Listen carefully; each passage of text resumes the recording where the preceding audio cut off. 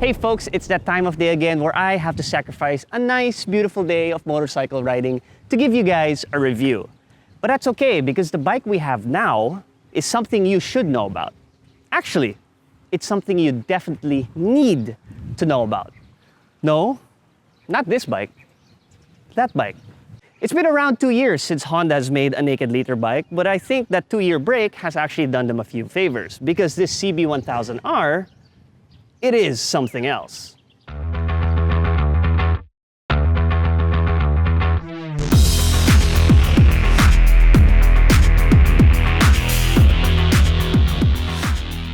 We want to give a special shout out to Moto Bisho for lending us this beautiful motorcycle. You can check out their Instagram link and Facebook link in the description below.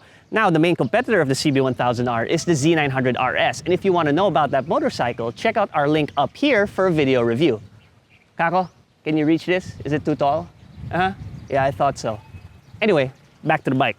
Honda is billing this 2019 CB1000R as a neo sports cafe.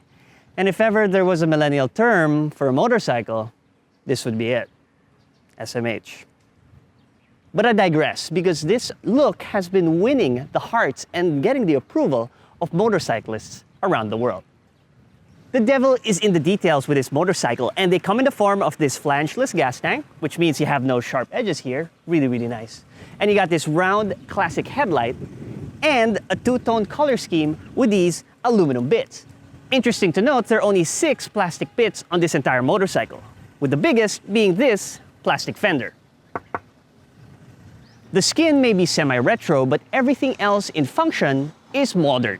You have this nice LED headlight, taillight, and indicators, which come standard. You've got this good quality LCD dash, and you've got these Showa big piston front forks, which are fully adjustable, together with a Showa rear suspension unit. Oh, and any bike that has a single-sided swing arm definitely gets my thumbs up. Braking is handled by a pair of 310mm discs with Tokiko calipers, and the rear gets a single 256mm disc as well. And ABS, of course, comes standard. Now, at the beating heart of this Neo Sports Cafe is a 998cc inline 4-cylinder engine. Now, this engine makes 144 horsepower and 104 Newton meters of torque. Now, for those wondering, this is exactly the same engine found in the 2006 Honda CBR1000RR Superbike. So this is a Superbike motor that's been slightly tweaked for low-end to mid-range power. Now, the bike we borrowed does come with a quick shifter, which allows for clutchless up and down shifting, and a sweet aftermarket Akrapovic exhaust. Now I know what you're thinking. I should probably shut up and cut straight to the good parts. Vincent?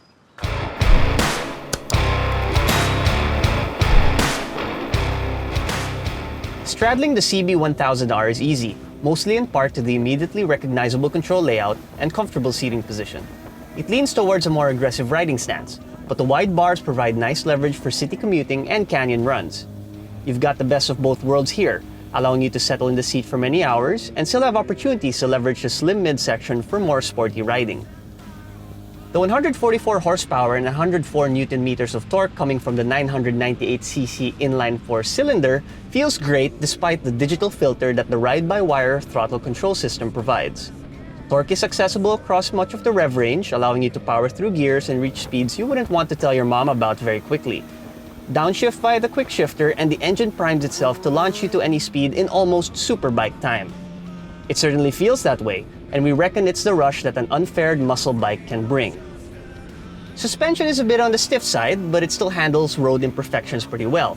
We didn't really need to fiddle around with the settings as the CB1000R felt planted and true. And that's a good thing since this bike likes to be ridden hard and fast. Like I said, more sport bike than retro racer. Electronics are present and they do their job in the background. Riding modes allow a good degree of flexibility based on road conditions, and the customizable user mode allows us to change our own levels for power, traction control, and ABS. Speaking of ABS, the brakes on the CB1000R perform very well, despite not being top-shelf components. The only issue I had is that the horn button and indicator switch are reversed, so I found myself honking instead of indicating. Talk about attracting more attention. This is a bike that's polished in every way. It's clear that Honda has truly done their homework. I was sold by this bike on looks alone, but having spent a few days with it, I can confidently say that Honda has something extremely special here. For quick blasts in the canyons, a few laps around your local track, or a morning commute on the highway, this is a naked liter bike I'd take. Hands down.